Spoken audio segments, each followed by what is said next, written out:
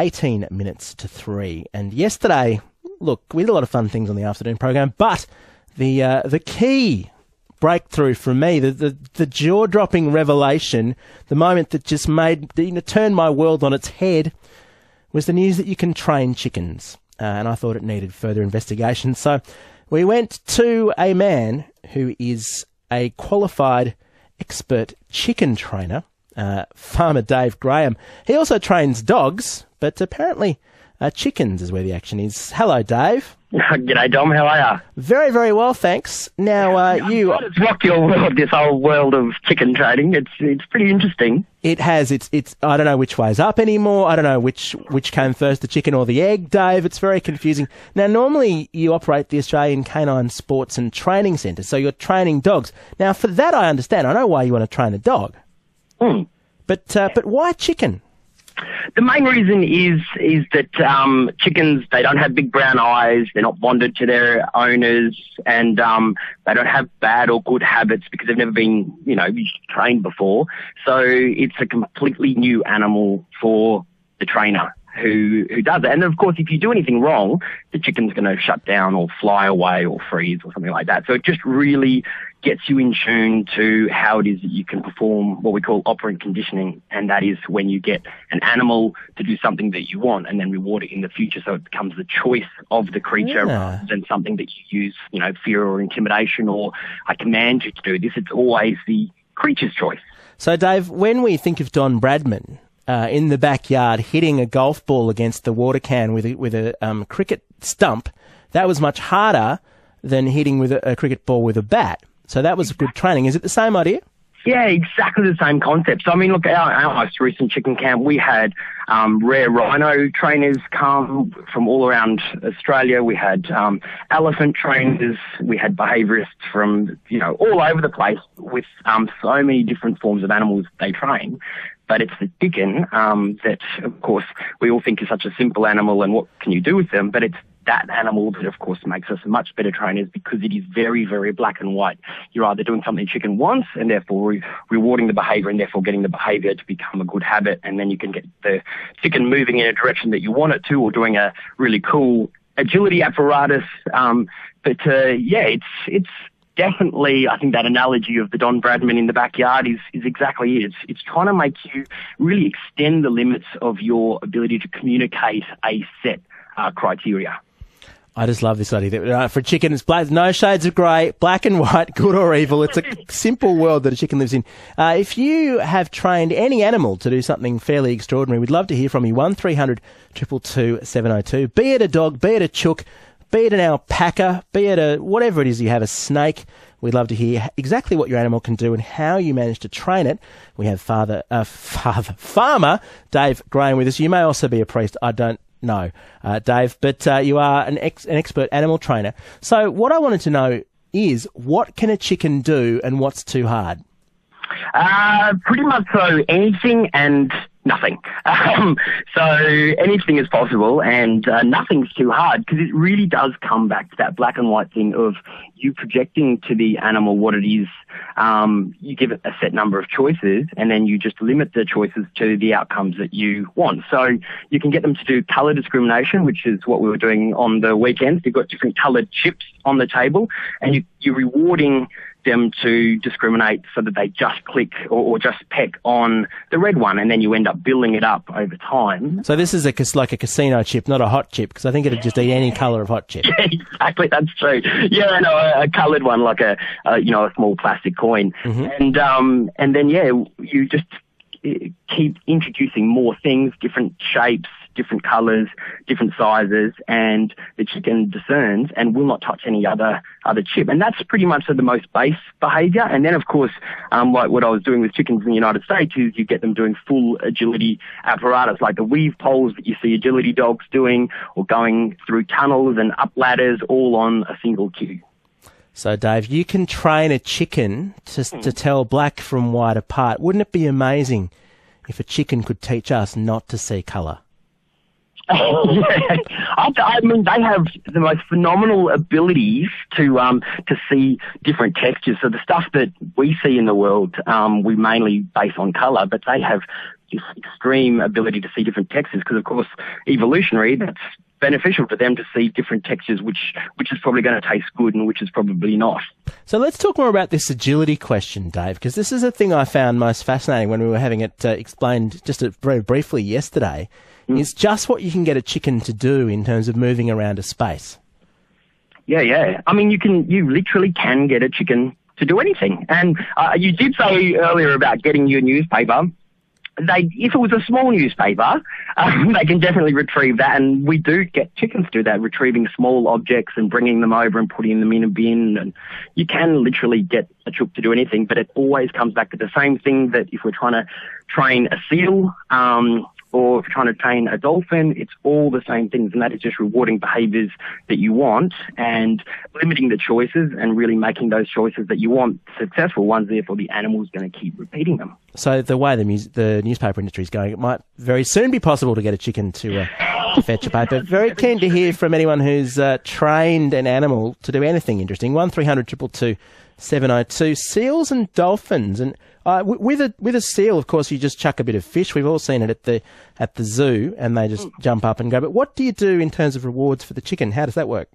So the chooks that we just did, I think last weekend, they really were discerning. They didn't want corn, they didn't want grain, they wanted little mealworms. So the first thing to train any animal, and especially a chicken, is trying to find out what is their motivation to start with. So we found out pretty quickly that they all wanted mealworms. So we had to race out to the shops and grab a heap more mealworms to be able to get them to keep performing the behaviours. And I think that's kind of with the rest of us, is that, we'll all work for a price. And that's kind of what you have to do with your animal, is say, what's your price and what do you want and how are we going to get you to do what we want? And that is, for a chicken to discern between different coloured chips, or do agility, or if it's a rare rhinoceros, is to come to the side of the pen and perform a behaviour so we can take blood and therefore make sure that you're in a good, healthy condition. They work for a price, but we know chickens, of course, tend to group together. Is there any danger of the chickens unionising, Dave? Well, on the first day of chicken training, they were kind of doing that. They were all doing what we call shutdown, and they were just going, yeah, look, no, not interested in working for you guys. And I really did think that there was a union rep amongst them. But once we got the mealworms out there, they were like, yeah, we'll do whatever you guys want. And it is an issue with animal training, just like it is with humans, that you've got to make sure that you have exactly what they want to perform the behaviour. We might need to bring in a worm choices regime. Sorry about that. It's 10 to 2 on 702 ABC Sydney. Farmer Dave Graham's telling us about how you train chickens as a way of perfecting your skills to train any animal. And Mary's on the line. And Mary, I understand you've got some experience with chicken training. Well, yes, I grew up on a farm, and my two elder sisters were so much older than I, and therefore when they were at school I was dead lonely. And I trained two of our chickens to ride in the pram, up in my little toy pram, up and down the path. But that wasn't all. My father built me a seesaw and cut a block of wood to match my weight. And so first of all I was seesawing up and down against a block of wood, but that was a bit boring, and I trained one of the chickens to sit on the block of wood so that I was actually seesawing with a chicken, and I was about 4 years old at the time. Well, Mary, for starters, that's utterly heartbreaking that you were so lonely when your sisters were away to begin with. But that's very ingenious. Do chickens make good pets? Would you recommend training them as companion animals? Well, they were certainly my companion animals. And how did you train them to go in the pram? What was your system of rewards? I'm not quite sure. I think it was probably persistence on my part. The chicken I trained to go on the seesaw, though, she found it a bit hard to get away from me because the draft horse had accidentally trod on her once, and so she was limping a bit. Oh, the poor thing. I know, but she was a very companionable chook, and I gave a lot of care and attention. So there you go, Farmer Dave Graham. Have you heard of anyone else training a chicken to operate a seesaw?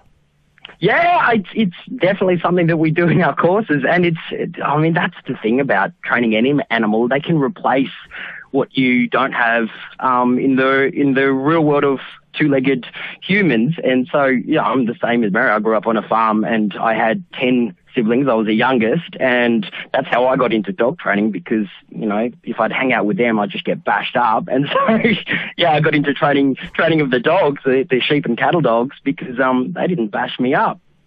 Mary, it sounds as though you stumbled upon a sort of master technique of chicken training there with the seesaw. Yes, but I'm not sure what it was. Yeah, all right. Well, thank you very much for that. Thank you. Bye-bye. There we go. So you can get a chicken to sit in a pram. Dave, what's the sort of cutting edge of how far you can go with a chicken? Is there a point, and you said you can kind of get them to do almost anything, but is there something which is just too hard? I think within their abilities, you can literally get them to do anything. So if they can do something naturally, then if you can reward it to the point that you can get it on cue, well, then the chicken will be able to perform that behaviour. We did, when you know, there was a lot of media around our chicken camp that we just did, and we did get a lot of people who were calling up saying, oh, you know, my neighbour's got a rooster, can we train it to crow after 7 o'clock rather than before 7 o'clock? So that was interesting dealing with all of those inquiries. Now, I'm not going to say you can't do it. I'm just going to say that you are going to have exactly what Mary said, and that is a lot of persistence and a lot of commitment. So, yes, you can do anything with the chicken, but it's really up to how much persistence and commitment the trainer has. Right. So you can change the time on your neighbour's rooster, but it might be more annoying having to actually train it than to have it waking up every morning, I guess, by the sounds of things. Absolutely. And plus, you've got to get up heaps early to be able to change the behaviour of the chicken. It's a very good point that you make. If you've trained an animal to do anything interesting, 1300 222 702, or text us 0467 922 702. But let's talk about your main bread and butter here, Dave, the dog training. What are the really hard things to get a dog to do, or the sort of really advanced techniques in terms of dog training? To be honest, the hardest thing I think most people have to get their dog to do is nothing. And we think that's the most simplest behaviour, but getting a dog to do nothing is pretty up there with advanced techniques, like getting your dog just to totally chill out and not go crazy at the postman or not jump all over people as they come in the door. That is pretty advanced because, like, again, that's the main trouble that people are actually having in their homes. But look, my history of course being out in the outback was training working dogs, but then I went into urban search and rescue and was a team leader of the dog unit. So I was training dogs to jump out of planes, and pretty much so they taught me that you can get them to do absolutely anything. Isn't that amazing? And Mike texted in saying, chickens are one thing, but how do you train children? Excellent question, perhaps for another time. Do the same techniques to work. Another text saying that their female dog has trained their male dog, who always loaded up with food and water when she realised she was going out, but then he arrived later and now has copied the behaviour, which is interesting. And most impressively, someone's texted in to say that they trained a cockroach to come when it's called by knocking on a table. So there you go. These techniques do work for any animal, Dave. Yeah, no, they certainly do. It just all comes down to rewarding behaviours you want, ignoring behaviours you don't want. And that's the key message that we always tell all of our clients that come to the Australian Canine Sports and Training Centre, and that is that you don't have to use fear, you don't have to use intimidation, you just rely on the bond that you grow out of training with your animal. And of course, most of our clients come to us with dogs. So yeah, I think it just extrapolates itself across the board. And the funniest thing that we get from most of our clients is that they start using the techniques that they learn for their dogs. Doesn't matter if we're doing sheep herding or agility or dogs jumping in pools off a jetty. It's that they use them on their children or on their partner to get what they want out of their human circle of friends. That's your answer, Mike. It's probably basic psychology in some cases. Now, we need a little bit of expert advice here for Susan's on the line. Hello, Susan. Oh, yes, hello. Look, I think I've got some boundaries I need to put up. I'm really frightened of my little chickens. They're the two little brown, sort of Eva Browns, I think they're called.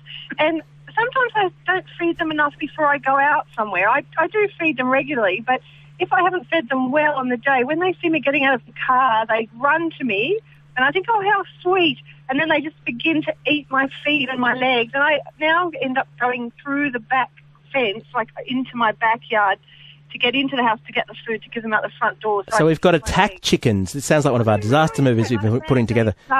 So, Dave, what would you recommend to try and prevent the chickens from doing this? Well, I think she's already trained the chickens, or the chickens have trained her, and that's always the balance, is that who's training who. And as long as you think the chicken thinks it's his idea or her idea, and the dog thinks it's their idea, well then you're on a winner. So at the moment, the chickens have really got that one worked out in that household. Chicken beating human. Thanks for that, Susan. Bye. Bye-bye. And Sarah's on the line. Hello, Sarah. You've got some experience with training yourself. I do. I'm a guide dog user. So I'm nodding at everything you are saying because I've seen the way that guide dog training is done has evolved incredibly over the last 20 years since I've had dogs. And apart from the doing nothing, which is when the dog's out of harness and at home and being a normal dog is just as much of an issue as it is for a pet dog. Sure. Is the magic of guide dogging is training the dog to disobey. Any dog can learn to go left, learn to go right, to stop at stairs, to put its front paws on the first step up, to find the seat, find the lift, find the car. That's easy. The hardest thing for them to do is to disobey when I say forward. And it spots something I haven't heard, and it has to disobey my command to go across the road or continue on. Which is, of course, an essential thing to train a guide dog. Yes. How did you do it? That's what the Guide Dog Association do. That's the linchpin of successful guiding, is to train them to use their dog intelligence to trump your command. Trump your command. What are your thoughts on this, Dave?